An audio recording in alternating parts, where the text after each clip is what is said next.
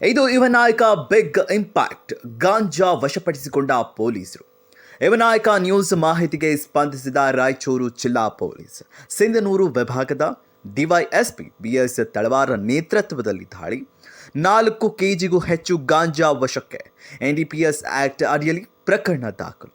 ಹೌದು, ರಾಯಚೂರು ಜಿಲ್ಲೆಯ ಸಿಂಧನೂರು ತಾಲೂಕಿನ ತುರವಿಹಾಳ ಪೊಲೀಸ್ ಠಾಣೆ ವ್ಯಾಪ್ತಿಯಲ್ಲಿ ಬರುವಂತಹ ವೀರಾಪುರ ಗ್ರಾಮದಲ್ಲಿ ನಮ್ಮ ಯುವನಾಯಕ ನ್ಯೂಸ್ ನೀಡಿದ ಮಾಹಿತಿ ಆಧರಿಸಿ ಪೊಲೀಸರು ದಾಳಿ ಮಾಡಿದ್ದಾರೆ.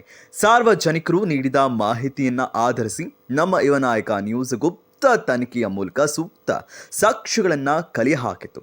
ಆನಂತರ ಯುವನಾಯಕ ನ್ಯೂಸ್ನ ಉಪ ಸಂಪಾದಕರಾದಂಥ ಹನುಮಂತ ಹೈವಳಿಯವರು ರಾಯಚೂರು ಜಿಲ್ಲಾ ದಿಟ್ಟ ಪೊಲೀಸ್ ಅಧೀಕ್ಷಕರಾದಂಥ ಪುಟ್ಟಮಾದಯ್ಯ ಅವರಿಗೆ ದಾಖಲೆ ಸಮೇತ ಮಾಹಿತಿ ನೀಡಿದರು.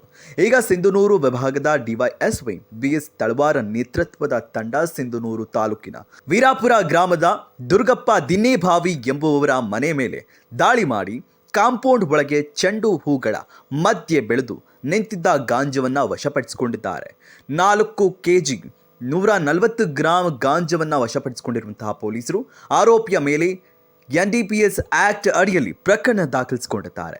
ಡಿವೈಎಸ್ಪಿ ಬಿಎಸ್ ತಳವಾರ್ ನೇತೃತ್ವದ ತಂಡದಲ್ಲಿ ಬಳಗನೂರು ಪಿಎಸ್ಐ ಯರಿಯಪ್ಪ, ಸಿಬ್ಬಂದಿಗಳಾದಂತಹ ಸಂಗನಗೌಡ, ಸಿದ್ದಪ್ಪ, ವಿಶ್ವನಾಥ್ ರೆಡ್ಡಿ, ಯುವರಾಜ್, ಅಬ್ದುಲ್ ಪಾಷಾ, ಮಹೇಶ್ ದಾಳಿ ಮಾಡಿ ಗಾಂಜಾ ವಶಪಡಿಸಿಕೊಂಡಿದ್ದಾರೆ.